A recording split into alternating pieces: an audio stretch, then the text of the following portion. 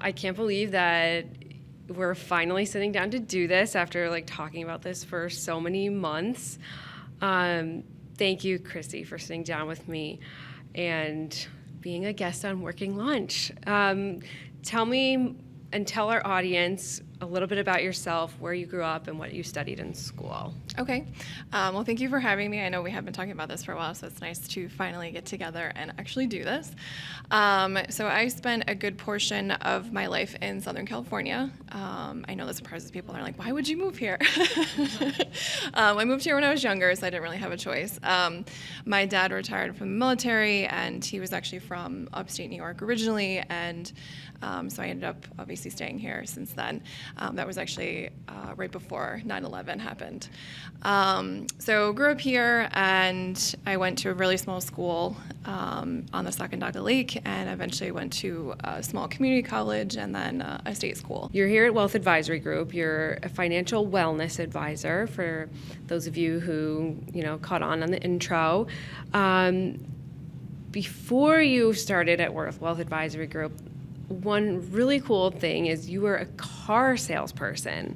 So how is that? And then what kind of led your path to financial wellness? Okay. Yeah, people are always surprised when they hear I sold cars. It's so cool. They're like, oh my God, can you tell me whatever I need to know? Absolutely. It's a separate episode. Right. So even when I got into the car business, I didn't go in thinking this is what I want to do for the rest of my life, right? I was like, there's no way that people buy cars during the day, right? Everyone works 9 to 5. But what's funny about that is that's not true. Yeah. I can't tell you how many cars I sold at, 11 a.m. on a Tuesday. People take time off to go buy a car, just like they do buying a house, I'm sure. Exactly. So after being in the industry, a lot of people ask me what it was like, and it's exactly what you think. It's predominantly male. It's very toxic. It's a lot of hours and just a lot of blood, sweat, and tears, for sure, for not a whole lot. And, I had been trying to leave for a couple years after just being in an environment that I knew wasn't supportive, and it was physically and emotionally just draining me and turning me into a different person. So I was approached by someone at Wealth Advisory Group, who I blew off for quite a while. Yeah. And I was like, all right, finally, I'll take the time to meet with that person. And we had a really great conversation, and, he invited me in and said, hey, you should see what we do and how we work with clients. And I was like, well, that's fair, because, I had 500 something clients at that time. So, how else can I help them? And after sitting down and hearing what he had to say and how they work with clients, I remember, like it was yesterday, I remember sitting at the head table in the conference room, and my mouth was on the table, and I kept saying, why isn't anyone talking about this? Why aren't more people having these conversations? And immediately brought all my stuff over myself and started becoming a client, and was just really empowered by the fact that someone cared more about every other aspect of my financial life, not just a few things. And having worked in the car business, so I sold cars for a while, and then I rebuilt an internet department at the dealership that I worked at, and I sold cars via email.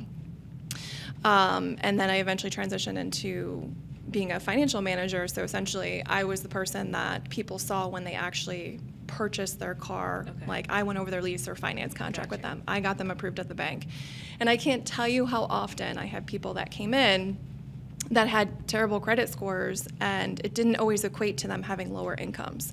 And I think sometimes people have this misconception that, financial wellness is directly attributed to how much money that you make or how well your credit is, and it's completely the opposite. So I always thought that was very interesting, and it wasn't like I woke up one day and was like, oh, I want to help people be better at their money. It was more like there's a huge gap in education and resources, and finally having somebody share that with me on how they do things for their clients, and then realizing how it could impact my life, I was like, I think I could do this. And it took a while for me to transition here, just because of the fear of change, and going from just a really toxic environment. It was very hard transitioning to Wealth Advisory Group because of that. Any change in career or path is difficult, especially when it's you're so used to the rhythm of what you were, how selling cars were, and then like changing almost directions to something else completely different. Yeah. But I'm sure that like your experience selling cars has really helped you with what you do here, right? Oh, absolutely. I mean, it's, the sales side of things is definitely, been really impactful in being able to really have a deeper conversation with somebody. But I would say like the most impactful thing that has happened since I've moved here is, having that sales experience is great, but I think it's, being able to have that network of really strong individuals and being able to have just the right communication. Yeah. What is it exactly that Wealth Advisory, your role here on a daily basis is? So it's going to vary based off of... Hi, I'm knocking on the door. Yeah. Hi, I need help. I need help. What can you do? Right, Can you right. please help me? So I think a lot of times people assume that because of our name or because of my job title that we only work with people of certain incomes or certain asset, groups. It doesn't mean we won't, but what about everybody else? Right. And, my biggest philosophy is that, everyone deserves to grow financially.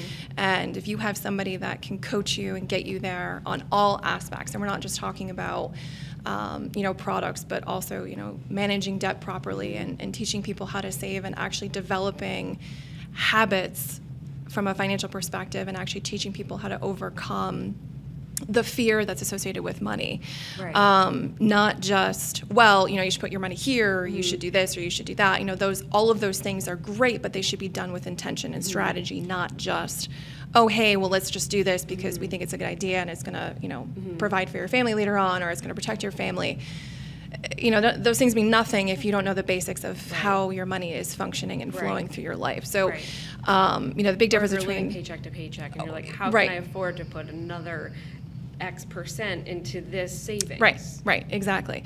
How can I pay off my debt faster, or how can I even get out of debt when I can't even figure out how to save, right?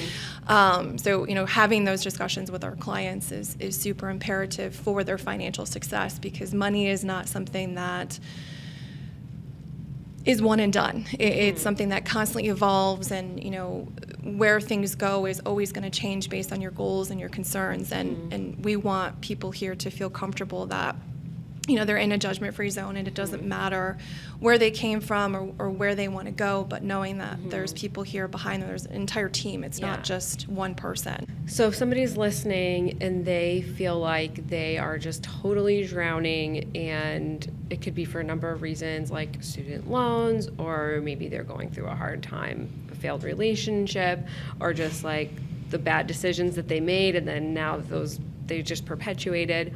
What is something, or what would you say to that person who's listening that needs to get started, but they have no idea where to start? I understand where you're going through. Knowing that you're not the only one. I think sometimes, and especially women, I feel like they're like, oh, I'm the only one that's dealing with this, or I don't want to talk about it because then my problems are someone else's problems, and they're just going to look at it as that. Or they're embarrassed, maybe? 100%. They're embarrassed. They feel judged. Well, I'm 34 and I should be able to make better decisions, or I'm 45 and I should be able to know how to do this stuff by now, right? So being able to, have that confidant in whether it's, your financial professional or, a close friend or family member or someone within your network that, is going to help you solve those problems. And I think the best thing to look at it as is you're emotional about what's going on in your life. And if you can have somebody that you trust help you not necessarily look at things differently, but they're unemotional about it. So they might be able to see things you don't and offer some solutions that, you can reapply or start working on to either get you out of that little funk that you're in or start improving things that maybe you didn't think you could possibly improve. The key is that you want to.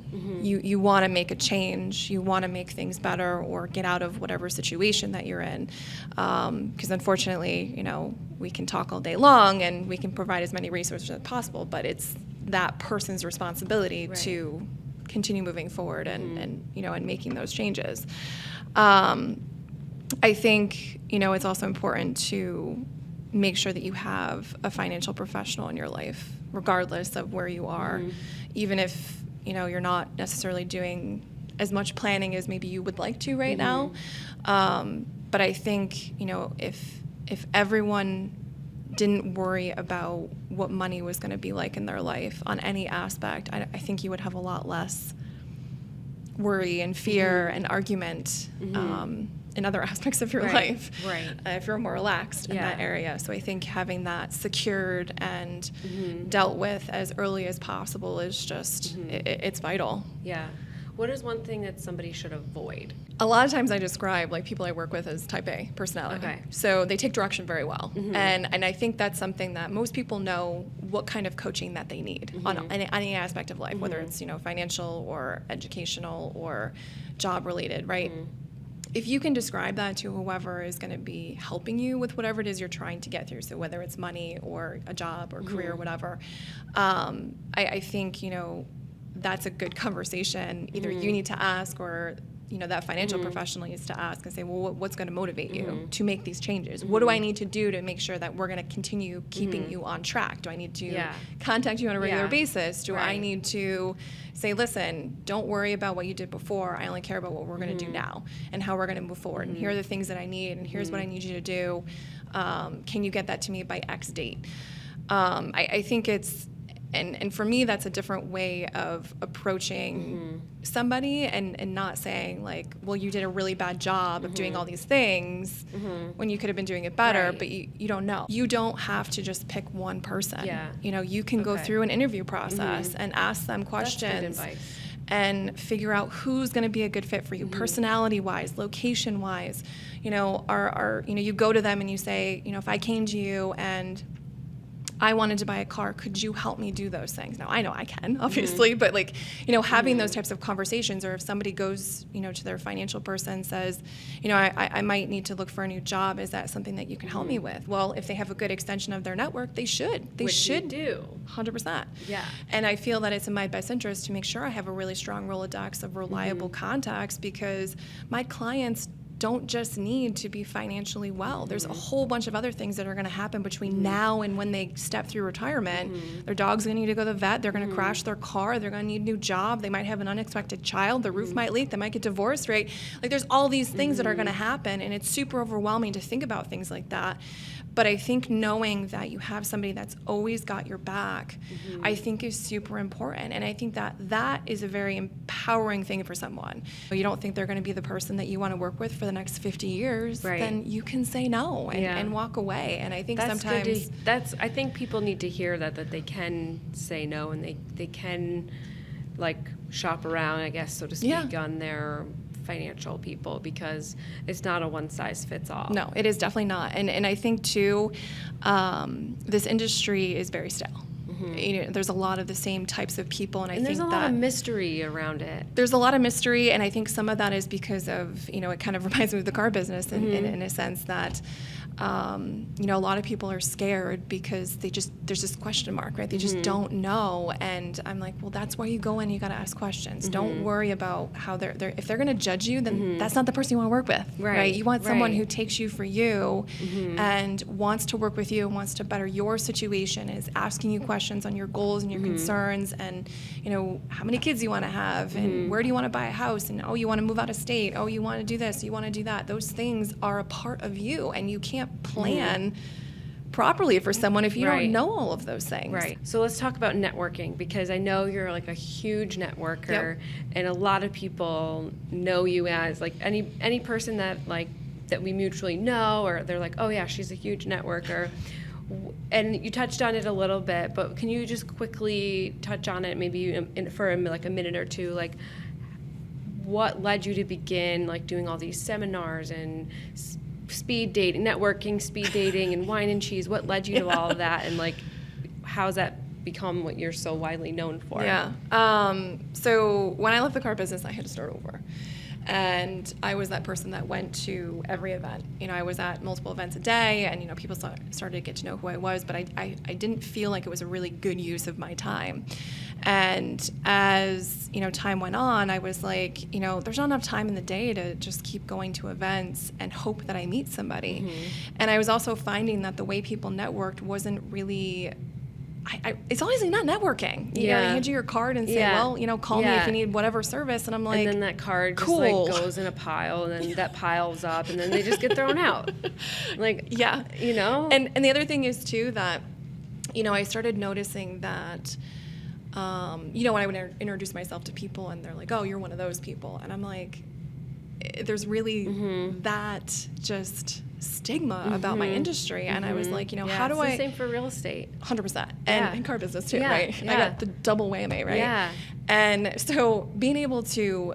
How do I figure out how to meet people in a non-confrontational manner?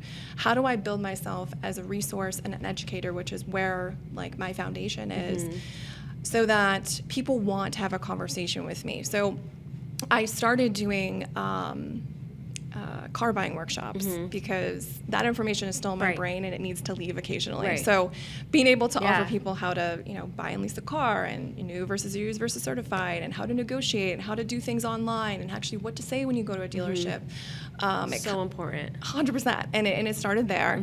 And then I started doing, because I work with a lot of women, so I started doing women empowering women workshops, and that started with just having other industry professionals come in and talk about, you know, other things like how to read your auto policy or, you know, cybersecurity safety when online dating, or just other things that I thought would be impactful for people. And then after I had my daughter, I was like, all right, I really got to figure out how to be super efficient with my time, because I was still going to networking events at the time.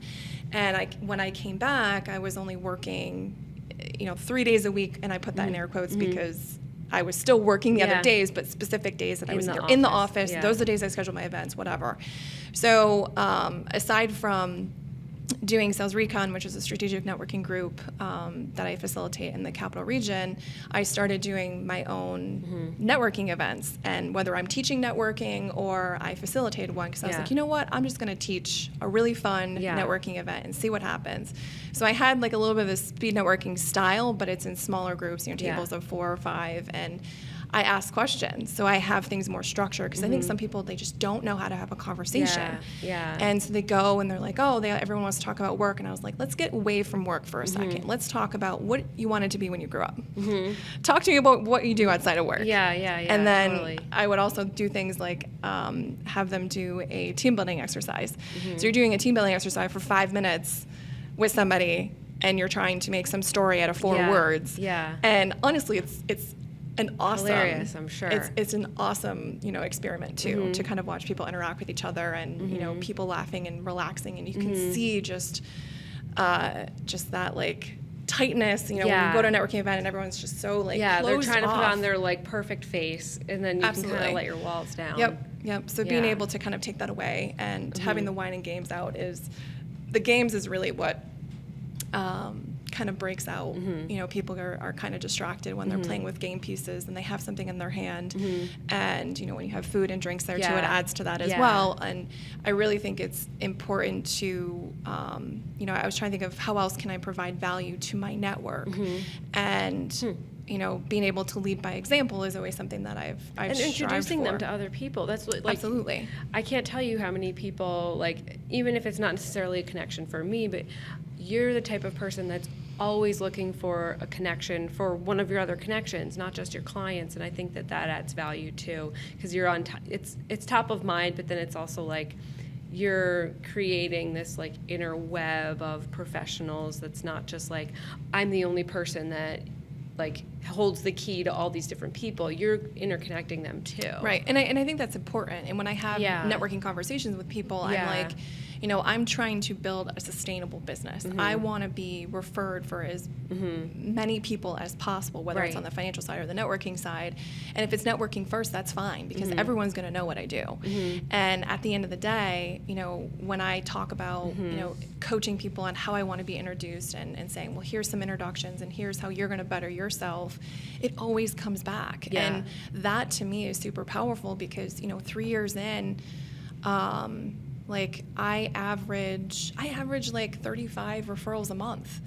And that's not just, you know, that's just clients, right? That's just introductions to people I never would have met had I not facilitated introductions other places. But you ask for them. I ask for them, absolutely. I ask for them. I'm very specific on who I work with and, characteristics of people, and even like from a networking perspective on, what they're doing, or if they're having trouble or whatever. Like, I like solving problems. I like puzzles. The more you throw at me, the quicker that I can give them back to you solved. And so I like being that go-to person when somebody's looking for something, or they're looking to be, connected to someone else for a job, or they need something for whatever problem they're trying to solve. I like the fact that I'm that go-to person.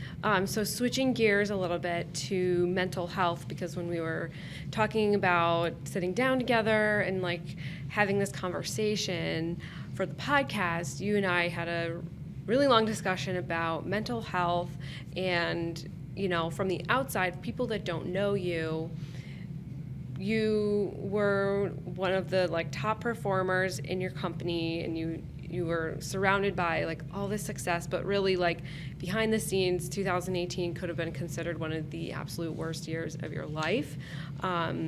You were close to, is 9 correct? Yeah. 9 of the 20 victims who were killed in the limousine crash in Schoharie, and then you had a major change in a relationship that you've had for nearly a decade, and many people under these circumstances would have like crawled in bed, in a closet, and like never left, myself included. That would have been me. But like actually you've risen above all of that, and you were one of the top 5 life producers in the Wealth Advisory Group. How? So I've gotten asked this question a lot, because a lot of people knew at least the limousine side of things, and the impact of that, and obviously the relationship side of things. These were close personal relationships. One of them was a in your roommate. wedding. They were in my wedding. Like I knew these people. It's not something I would ever wish on anyone, and it's very challenging to know like you're not going to talk to these people again, and having shifts in other areas of your life is, it's hard, and I'm super thankful for, honestly, this company, and having my daughter as she's the tiniest thing ever, but having that little backbone obviously has been really impactful. But I had a really good state of mind when these things happened. I had very, when I came here, my vision was very tunnel based. I was not looking at other ways. I was not looking to solve problems. I was, had a hard time with change, and all of these things were like a huge test, I feel like. And, can you still accomplish something even though all of these things were thrown at you all at once? And it's not like, I didn't want to drink a bottle of wine. It's not like I didn't want to go in the corner and cry, and it's not that I didn't.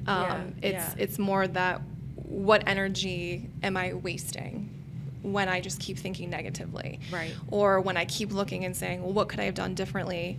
Could I have spent more time with my friends, or, my relationship changed? Could something have been done there? And, at the end of the day, it doesn't solve anything, right? And I really want to solve these problems, but they're problems I can't solve. I can't change them. So how do I move forward, and, that I can be the best mom that I can be, and I can be the best financial professional for my clients, and I can be the best networker for, people that I'm connected with, and just really focus on those things, and using my stories as impactful things, especially when planning. That's something that I've been able to use to really tell people, like, this is why I do what I do. And, if you don't know why I do what I do, well here's another story. And, being able to leverage that. And I think, I was actually very surprised of being, one of 5 top producers for Wealth Advisory Group in Lives I couldn't believe that it happened. But I looked at it as I didn't stop. My job is what's going to keep me going, right? And I need to continue building my client base regardless of the things that happen in my personal life, because other people have had those things happen too. And maybe I'm the type of person that's a little bit stronger and can use this as the fuel for the fire that I've already had, but it wasn't Yeah. enough. Yeah. And, being able to teach someone else how to move forward and move on and still be successful, personally and professionally, if that's something that I can offer someone else, I guess that was also what was helping me get through, and trying to really look at the silver lining of everything and saying, well, how can I, not that there's really a positive spin on any of this, but there could be, right? And using that as, okay, what can I do to just keep moving forward and not just move forward, dragging my feet, but in leaps and bounds. Because I think, the best thing you can do in any industry that you're in is be a true leader. Yeah. And I think to do that, sometimes you have to go through the muck and the mud and the swamps to get there, to really prove that, there's no person that cannot be dealt a bad hand. Yeah. It doesn't matter who you are. It doesn't matter your income, your background. Someone can give you a bad hand. And unfortunately... And these are things that impact you whether you make, $10,000 a year or you make millions of dollars a year. Yeah. Like, these are situations that, like, your socioeconomic status has no impact on, like, Right. a change in a relationship or the death of a loved one. Like, these are things that are life. Right. And I think sometimes it's hard to get out of that space, right, and know that other people, may have dealt with that, or, something that you're doing can not necessarily prevent those things from other people, but actually help them deal with it in a different way because you already went through it. Yeah. And that's something that I've looked at and saying, I have these experiences now, and I can now use these as a reflection of planning better for my clients and helping friends, networking, connections, and whoever else that, wants to have a conversation. Right. Well, how can I make sure that you don't go through it the same way that I did? Right. And you're going to come out of it even faster and stronger than I did, just because I can give you one piece of advice or two pieces of advice, or maybe Right. that next contact that's going to help get you there. Yeah. So as we're wrapping up, can you just tell our audience how they can reach you if they have any questions, if they want to get a little more specific? How can they reach you online or? So I'm pretty active on LinkedIn. Okay. I That's right. just updated my profile. I obviously am a connection of yours, so if anyone reaches out to you, Sure. You can absolutely facilitate an introduction, and then. And that would be Christine Smith, right? Yep, Christine Smith is on LinkedIn. CHRISTINE. Correct. I'm the girl with the purple hair and the blue dress. Okay, cool. And then you can also visit our website, so that's www.wagrouppllc.com. So it's WAG Group, but it's not two G's. Gotcha. And you can find me by looking through the Albany location and looking under our associates. Okay. And my contact information is right there. Awesome. Thank you so much for your time and for sharing your story and for just sharing your knowledge with our audience and just giving them that information that I know will help people. So thank you. Thank you so much. That was Chrissy Smith, Financial Rep at Wealth Advisory Group. Christine Smith, Financial Representative, The Guardian Life Insurance Company of America, Guardian, New York, New York. Wealth Advisory Group, LLC, is not an affiliate or subsidiary of Guardian. 2019 88196, expiration 10/2020. Follow us on Instagram and like us on Facebook. We're at Working Lunch Pod. And if there's someone who you would like to be featured as a guest, email us at workinglunchpod@gmail.com. We'd love to hear from you. Thank you so much for listening to Working Lunch. Don't forget to subscribe and leave us a review. And remember, your biggest strength is who you are.